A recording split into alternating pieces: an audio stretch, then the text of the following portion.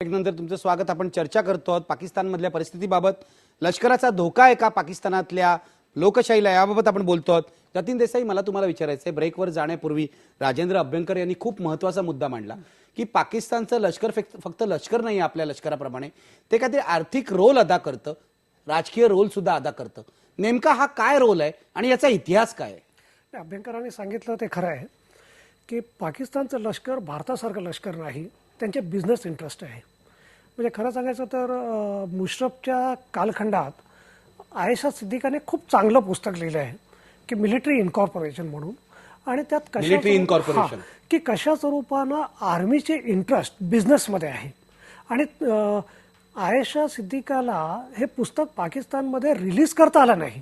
म्हणजे ज्या दिवशी रिलीज करायचं होतं त्याच्या आदल्या दिवशी तिला कुठलाही हॉल मिळाला नाही, सगळीकडे बंदी आणण्यात आली आणि शेवटी आदल्या रात्री आयेशा सिद्दीकाला पळून जावं लागलं। ती तेव्हा लंडनला गेली। म्हणजे परिस्थिती अशी आहे, म्हणजे पाकिस्तानच्या कुठल्याही शहरात जा की ज्या काही सगळ्या प्राईम ज्या काही जागा आहेत त्या सगळ्या आर्मीच्या हातात आहे, डिफेन्सच्या हातात। म्हणजे पाकिस्तानमधल्या एखाद्या आर्मीने निवृत्त झाल्यानंतर त्याला ज्या स्वरूपानं जागा मिळते ती जागा विकूनच तो कोट्यावधी रुपये कमवू शकतो। म्हणजे ही वास्तविकता आहे।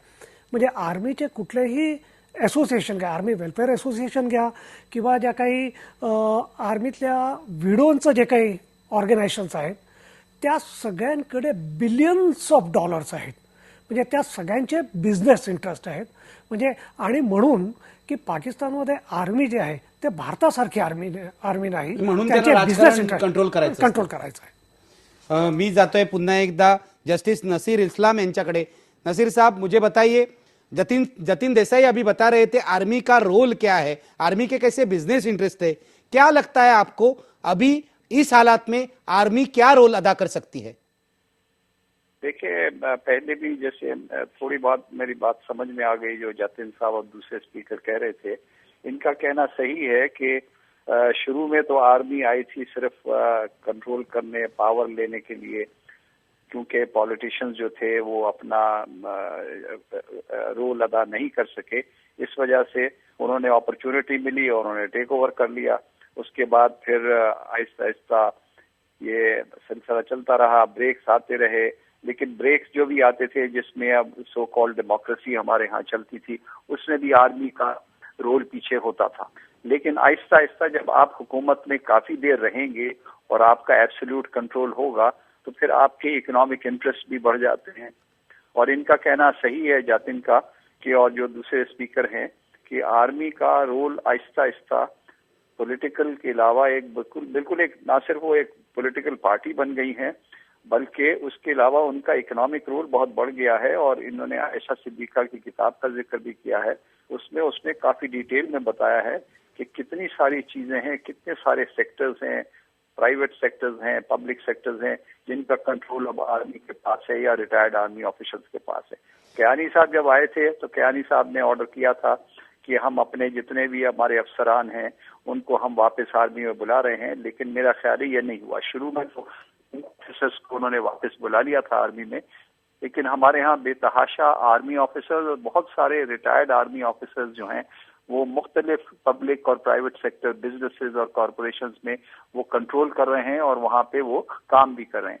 अब इस वक्त पोजीशन ये है, हमेशा ये होता है कि पॉलिटिशियंस को जब मौका दिया जाता है तो पॉलिटिशियंस जो है अपना पूरा रोल अदा नहीं करते हैं, आपस में लड़ना झगड़ना शुरू कर देते हैं। अगर हम सारे लोग मिलके ये फैसला करें कि एक हेल्दी पॉलिटिकल सिस्टम जो है उसको डेवलप करेंगे तो फिर आर्मी शायद ना आए।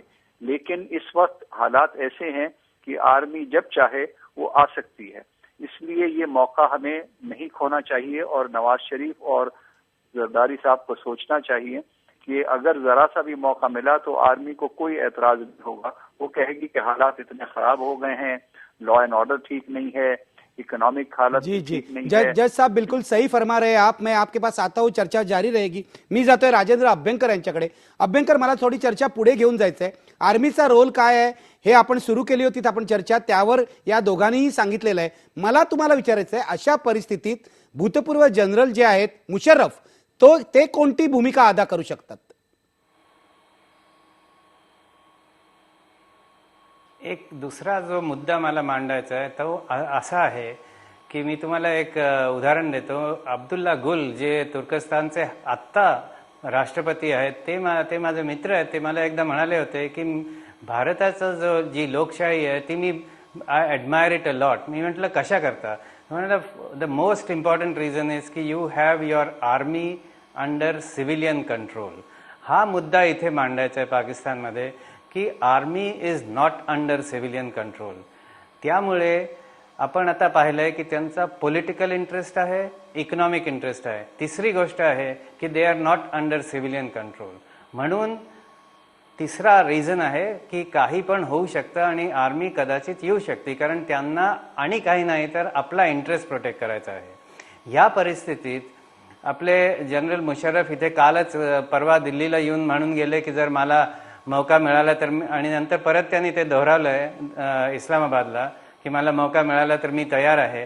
तर काय असं सांगता येत नाही, पण जसं जनरल चार्ल्स डगॉलला बोलावलं होतं परत सबंध फ्रेंच जनतानी एकदा बाहेर काढून नंतर बोलावलं, तसं कदाचित जनरल मुशर्रफ सुद्धा जनरल डगॉल सारखी भूमिका करू शकतील. काय म्हणताय सांगता येत नाही. अगदी अगदी अभ्यंकर साहेब, मी चर्चा पुढे चालू ठेवणार आहे. तुम्ही भविष्यात काय घडू शकतं याचा अंदाज व्यक्त केलेला आहे. मला घ्यायचा एक ब्रेक पूर्वी आपला प्रश्न बघूया. पाकिस्तानच्या लोकशाहीला लष्कराचा धोका आहे का? पडद्यावर बघा प्रेक्षक काय म्हणतायत. आता 79% प्रेक्षक म्हणतायत होय लष्कराचा धोका संभवतोय. घेऊया एक ब्रेक, पहा फक्त IBN लोकमत.